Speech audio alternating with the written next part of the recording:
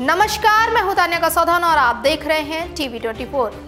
लोकसभा चुनाव के चलते सियासी सरगर्मी बढ़ती जा रही है। पीएम मोदी ने कांग्रेस सहित विपक्षी गठबंधन इंडिया पर पूर्व केंद्रीय मंत्री सलमान खुर्शीद की भतीजी मारिया आलम के वोट जिहाद वाले बयान पर पलटवार किया है। उन्होंने कहा कि वोट जिहाद की बात करना कांग्रेस की तुष्टीकरण की नीति दिखाता है।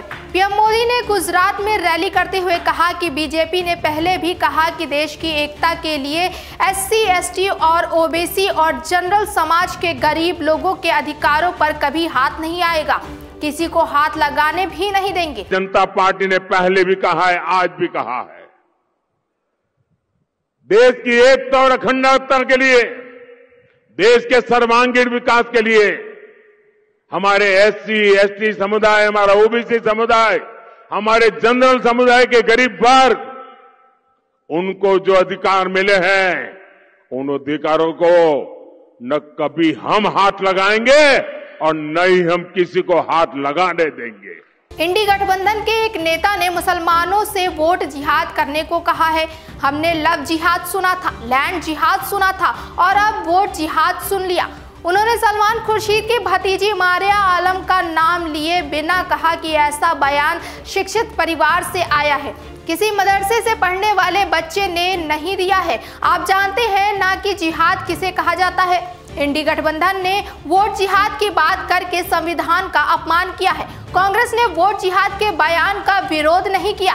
ये कांग्रेस की तुष्टीकरण की नीति को दिखाता है। साथियों, इंडी गठबंधन की एक और रणनीति की पोल उसके ही नेता ने देश के सामने खोल दी है। अब इंडी गठबंधन ने मुसलमानों से वोट जिहाद करने को कहा है।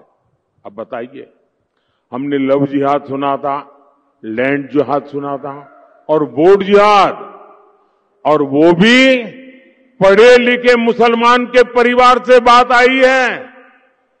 सामान्य मदरसा से निकले हुए किसी बच्चे ने नहीं कहा है।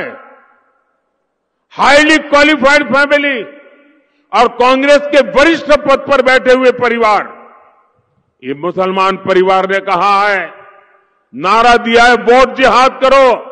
दरअसल कांग्रेस के वरिष्ठ नेता सलमान खुर्शीद की भतीजी मारिया आलम खां का एक वायरल वीडियो सामने आया था, जिसमें उन्होंने वोट जिहाद की बात करते हुए पार्टी के लिए वोट मांग रही थी। मारिया आलम ने फर्रुखाबाद में एक जनसभा को संबोधित करने के दौरान कहा था कि हम कुछ भी नहीं कर सकते, हम सिर्फ और सिर्फ वोट जिहाद कर सकते हैं। मैं जज्बाती ना होकर आप लोगों से वोट का जिहाद करने की अपील कर रही हूं।